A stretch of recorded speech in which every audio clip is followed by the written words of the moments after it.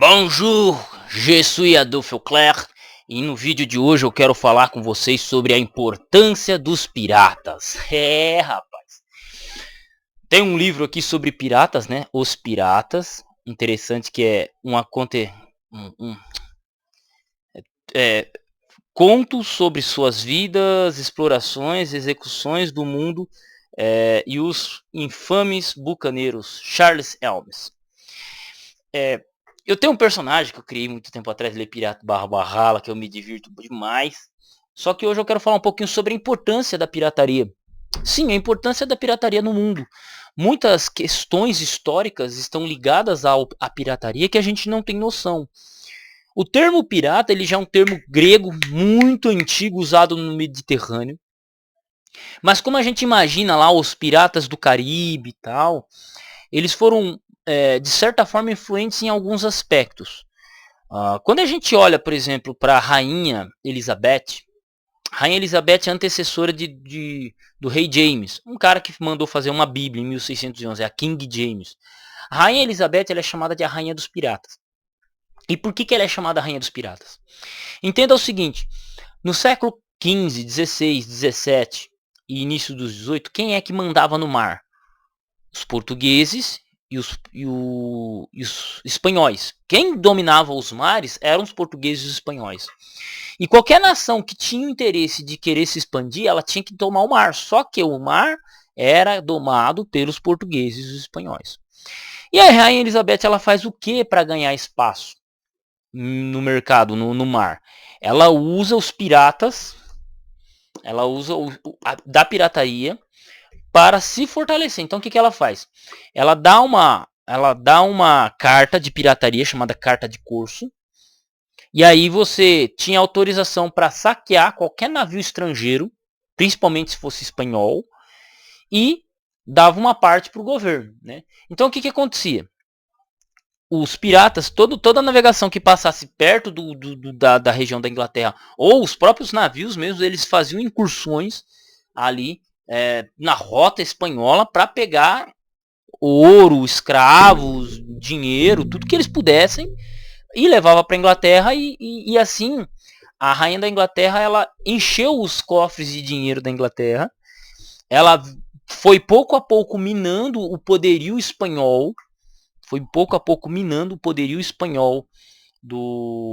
deles, né? E já no século XVIII a Inglaterra se consolida como uma grande potência marítima, né? Século XVII, século XVIII. Eu não estou sendo preciso nessa data, né? Que é o auge da pirataria em si, né? Que é a época de ouro dos piratas. E aí essa é uma das histórias, por exemplo, que eu posso colocar aqui como sendo muito importante. Por quê? Se não fosse a pirataria, os ingleses não conseguiriam se estabelecer via protestante. E, inclusive, quem usou da pirataria foi uma rainha protestante contra os católicos, cara. Então, nego aí que é protestante gosta de falar mal da pirataria, mal sabe da história. Os caras não sabem porra nenhuma da história deles, né? Então, os piratas foram muito importantes, por exemplo, para domínio nesse sentido.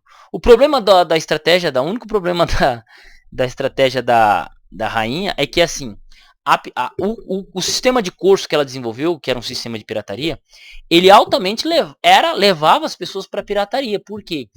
O cara ele fazia o quê? Ele era um corsário e ele via e falou, pô, se eu tô roubando, se eu tô saqueando um navio espanhol, vou saquear outros navios também. Aí começar a saquear navio inglês. Aí aquele cara que começou no curso, a trabalho da rainha, a serviço da rainha, acabava se tornando um pirata de fato que não baixava a cabeça para mais ninguém. Então isso é muito legal, né? Um outro detalhe, por exemplo, a gente assiste o filme Piratas do Caribe. Piratas do Caribe, na verdade, não era para se chamar Piratas do Caribe.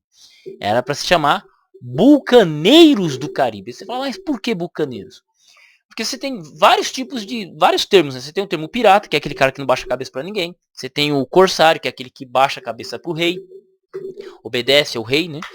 Você tem o bucaneiro. O bucaneiro geralmente era um pirata de origem francesa que ele rondava a região ali do Caribe.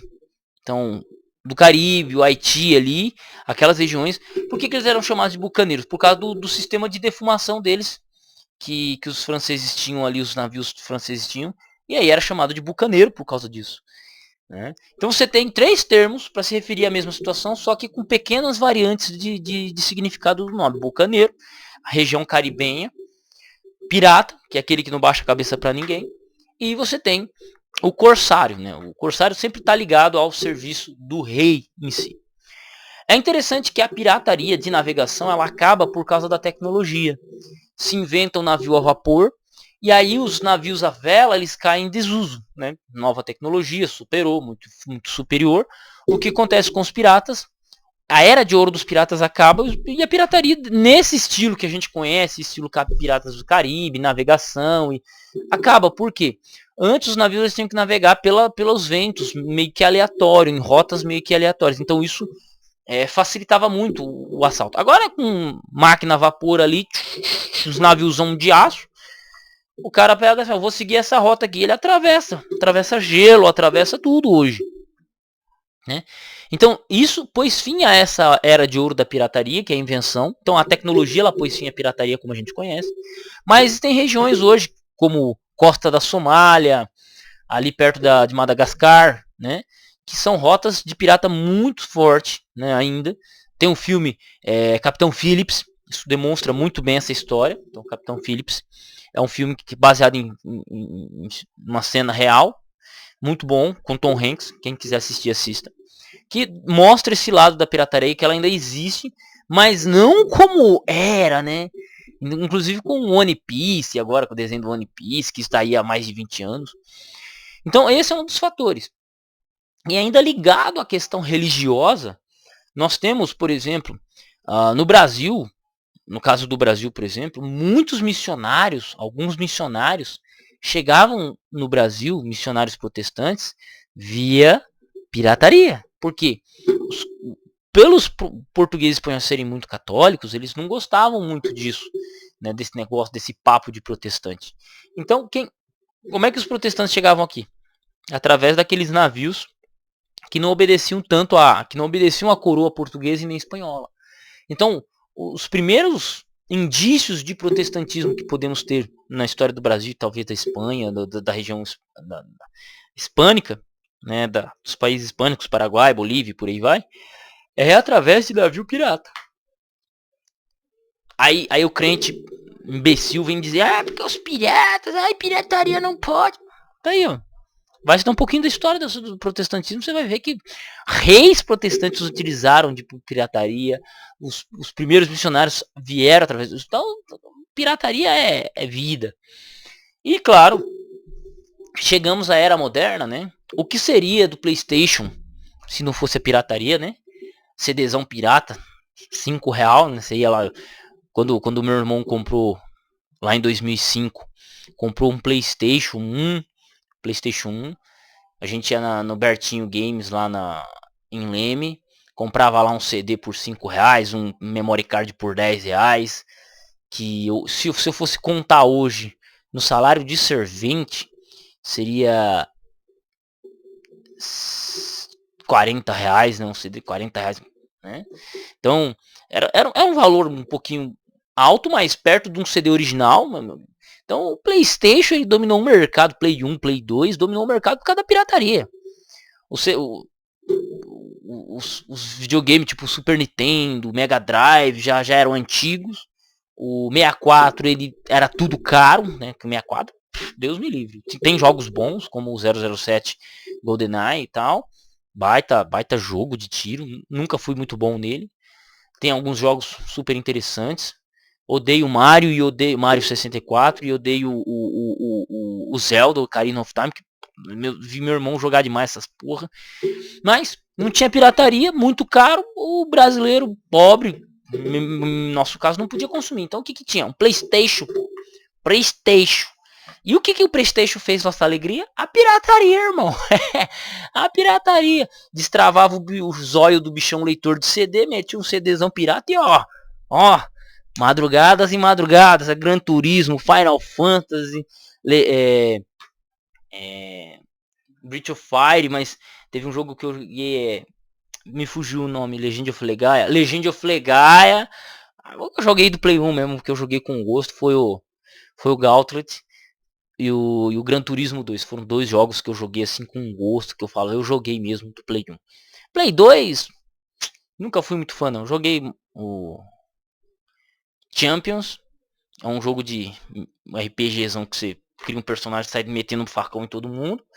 E um pouquinho de Gran Turismo 3. Mas fora isso, já não curti muito. Então, mas a pirataria, ela foi a salvação do pobre. Aí a gente chega no século XXI, o cara fala assim, não, porque a pirataria é... Seu imbecil, a pirataria é estratégia de marketing. Tropa de Elite 1, o filme Tropa de Elite 1, é um filmão por causa da pirataria. Porque o filme saiu no mercado negro antes de sair no cinema.